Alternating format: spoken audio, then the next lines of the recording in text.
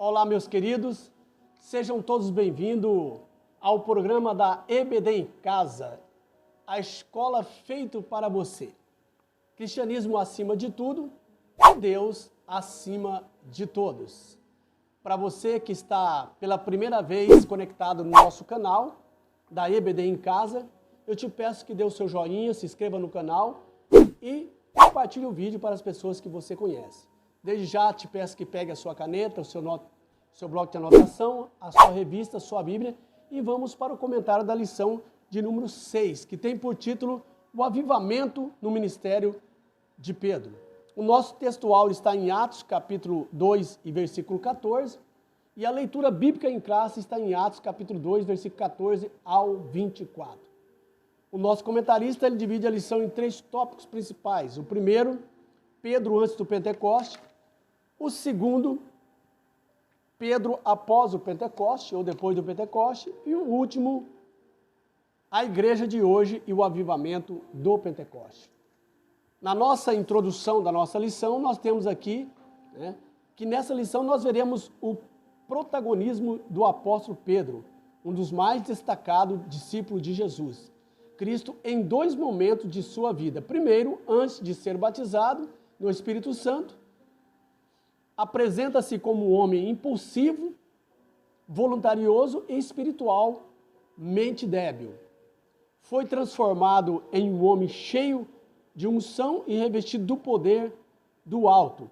Temos preciosos ensinamentos para extrair dessa experiência na vida do apóstolo Pedro. Então nós vemos aqui que no primeiro momento Pedro era um homem impulsivo, voluntarioso, espiritualmente débil, mas em segundo lugar, após o batismo no Espírito Santo, no segundo momento, Pedro se torna um homem cheio do Espírito Santo e vem dar bons e grandes frutos para o reino de Deus. No primeiro tópico, Pedro antes do Pentecoste. Então nós temos 2 atitudes de Pedro antes do Pentecoste. Primeiro, quando Jesus faz uma pergunta para os 12, perguntando a eles: quem diz o povo que eu sou? E os 11 erraram a resposta que Jesus fez. A pergunta que Jesus fez, a resposta dos 11 foi errada. Uns diziam que o povo dizia que ele era Elias, outro dizia que ele era João Batista, porém Pedro tomou a palavra e diz: tu és o Filho do Deus vivo. E Jesus diz: parabéns, Pedro, você acertou a minha pergunta. E Pedro ficou todo cheio, todo lisonjeado. Mas Jesus então diz para Pedro: olha, Pedro, não foi a sua inteligência, não foi sua capacidade humana, mas foi o próprio Deus, o Pai que está no céu, que revelou para você. Não foi o sangue nem a carne, mas o próprio Deus revelou para você essa verdade. E no segundo episódio, Jesus está declarando para os discípulos que ele ia ser açoitado em Jerusalém, ia ser cuspido, iam zombar dele, e depois os próprios judeus iam crucificá-lo, mas ele ia ressuscitar ao 3º dia. Era necessário que ele passasse por isso. E Pedro, tomando a palavra novamente, precipitadamente, disse para Jesus: olha, Senhor, não lhe permita que aconteça isso. Não vamos deixar que aconteça isso contigo. Jesus disse: para trás de mim, Satanás, que não entende as coisas de Deus. Então, no primeiro episódio, na primeira atitude, Pedro foi elogiado e se achou o cara. Mas no segundo, Jesus dá uma reprimenda nele, dizendo, não dizendo que ele é Satanás, mas que ele estava deixando-se influenciar por Satanás. E repreende a Satanás e automaticamente a Pedro, porque era necessário que Jesus passasse por aquela situação. Então, muitas vezes, quando somos usados por Deus, achamos que estamos por cima, mas Deus nos traz, às vezes, uma reprimenda, para que nós nos humilhamos e saber que só Ele é que deve receber a glória devida. A nós, o nosso dever é pregar a palavra, mas a glória deve ser para Deus. No segundo subponto, Pedro nega Jesus 3 vezes. Tá? Outro episódio revelador foi quando Pedro afirmou que jamais negaria o Senhor. Quando Jesus afirma que ele haveria e que todos o negariam, Pedro toma a palavra e diz, não, mas menos eu não vou negar sem hipótese nenhuma. E Jesus disse, olha, antes que o galo cante 3 vezes, você vai me negar. E não deu outra. Antes que o galo cantou 3 vezes, quando a criada perguntou para Pedro se ele era um dos discípulos de Jesus, e ele negou dizendo que não era, que nem o conhecia. E assim Pedro negou Jesus 3 vezes, antes que o galo cantasse. Alguma especulação aqui, nessa questão, alguma polêmica, que o galo seria o toque de uma buzina, no romper do dia, na madrugada. Mas não há texto bíblico afirmando isso. O que a Bíblia diz que o galo cantou. E já havia, essas aves, a galinha, o galo já em Jerusalém. Então, certamente, o que Jesus disse foi realmente o canto do galo, e não o toque de alguma buzina. Mas Pedro, mais uma vez, humilhado, para mostrar a Deus, mostrando que o homem não pode confiar em si mesmo. Maldito é o homem que confia no próprio homem. Mas nós temos que confiar em Deus, porque nós somos falhos. E Pedrão era como um de nós, cheio de problemas,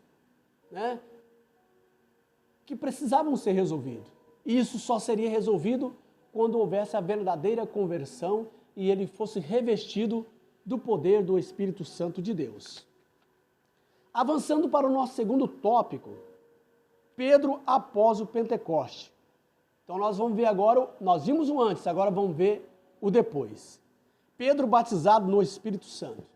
Então Jesus, no capítulo 1, antes de ser assunto aos céus, ele faz a promessa que eles não deviam sair de Jerusalém, mas se ficasse para que do alto fosse revestido do poder do Espírito Santo. E no capítulo 2, estavam todos reunidos no cenáculo, onde antes haviam tomado a Santa Ceia, onde Jesus havia instituído a Santa Ceia na Páscoa.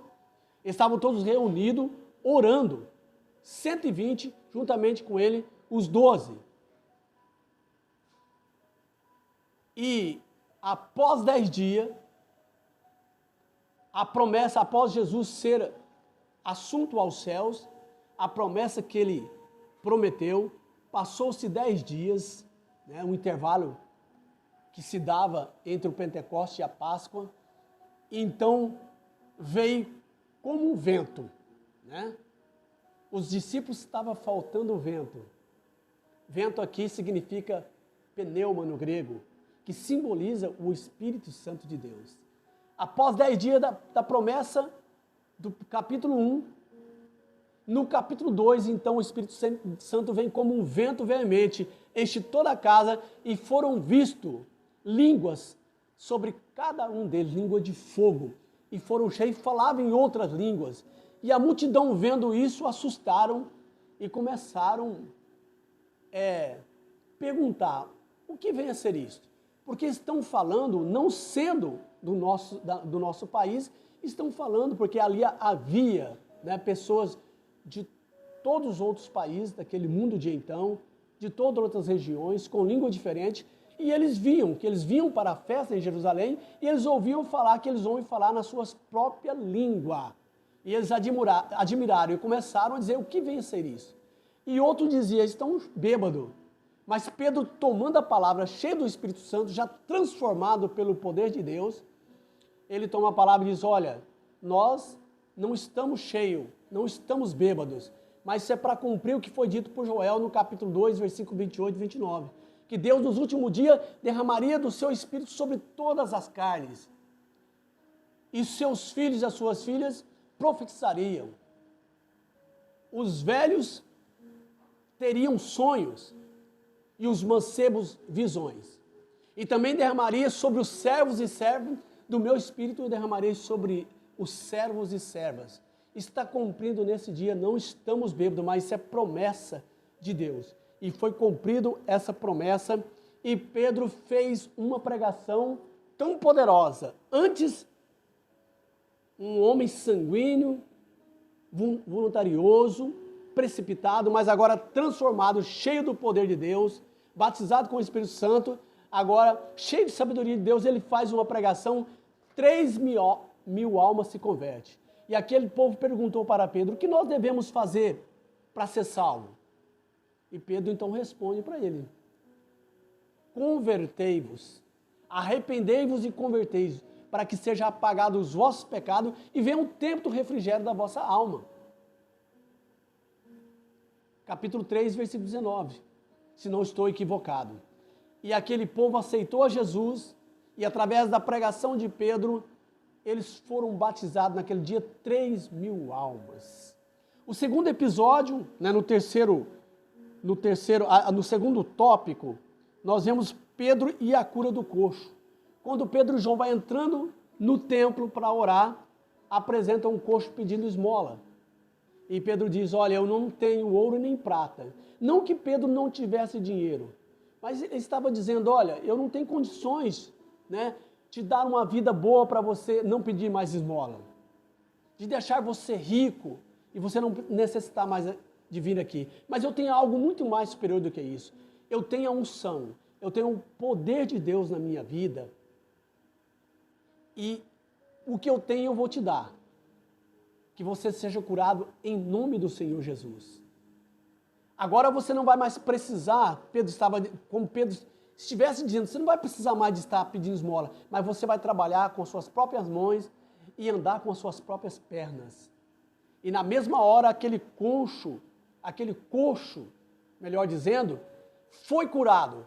E houve grande avivamento ali. Mas isso trouxe algo assim,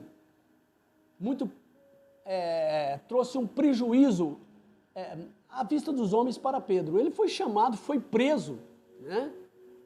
Foi preso e interrogado pelos maiorais, pelos escribas e fariseus, pelos sacerdotes, com qual autoridade ele estava fazendo aquilo.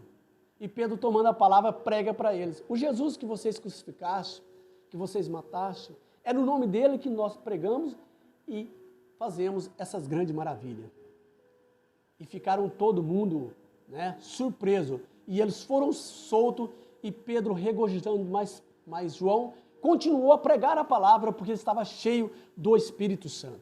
No terceiro tópico, no terceiro subponto do segundo tópico, nós temos aqui Pedro avivado em outras ocasiões. O avivamento do Espírito Santo na vida de Pedro foi notório em outras ocasiões. Quase 5.000 pessoas aceitaram a Cristo como Salvador, com a mensagem do apóstolo Pedro em Atos capítulo 1 até o capítulo 4, verso 1 até o 4.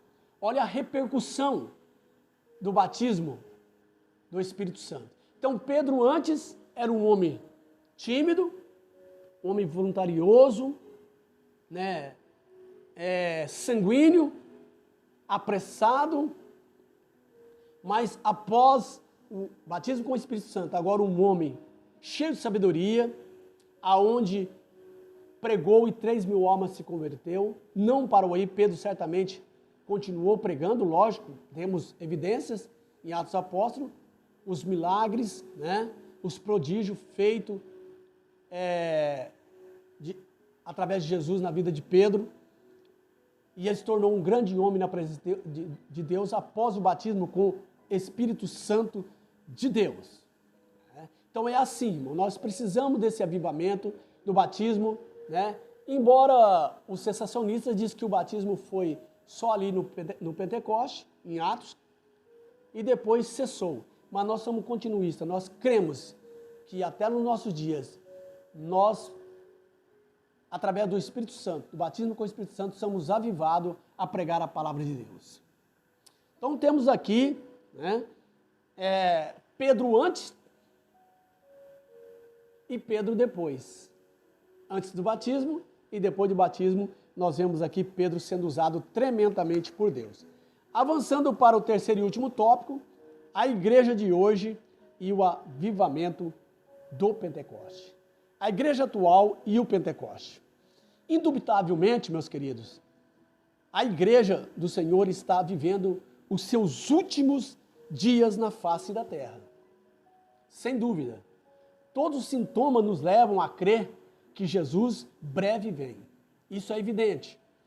Isso não é um convite ao cálculo escatológico, e sim um convite à vigilância espiritual. Tá? Porque os cálculos deram errado, mas aqui é um convite à vigilância. Jesus está às portas e breve ele vem. Nós precisamos estar vigilantes.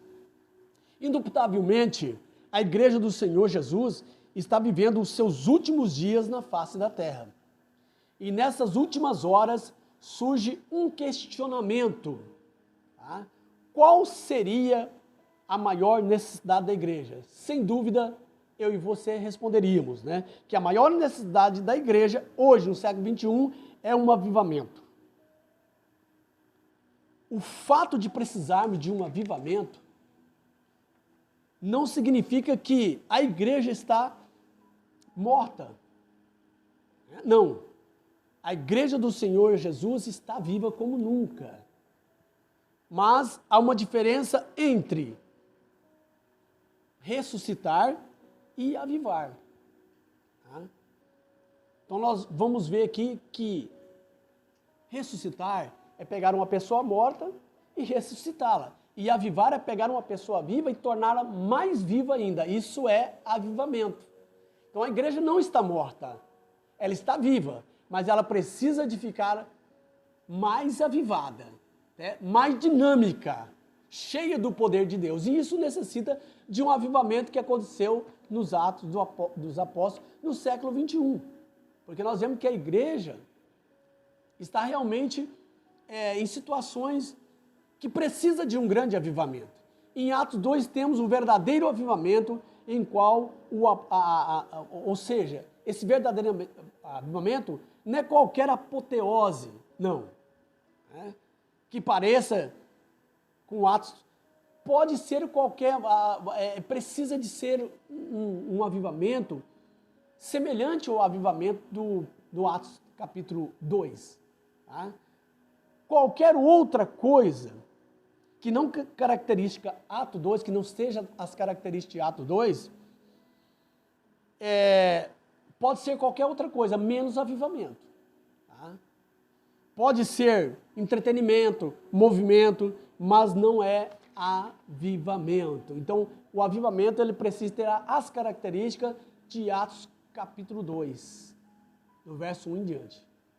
Aí sim, mas qualquer outra coisa que fuja desse avivamento parecido com Atos, com as características de Atos 2, pode ser qualquer outra coisa, entretenimento, movimento, mas não é avivamento. Então nós precisamos entender essa verdade. Então avivamento tem que ter as características de Atos capítulo 2. Estavam todos reunidos no mesmo lugar. Tá? A promessa da primeira vinda de Cristo durou 4.000 anos. Depois da primeira vinda de Cristo, a promessa da segunda vinda de Cristo já tem 2.000 anos. Mais de 2.000 anos. Jesus ainda não voltou, mas ele está à porta. Essa promessa vai cumprir. Tá? Agora a promessa do capítulo 1 de Atos dos Apóstolos ao capítulo 2,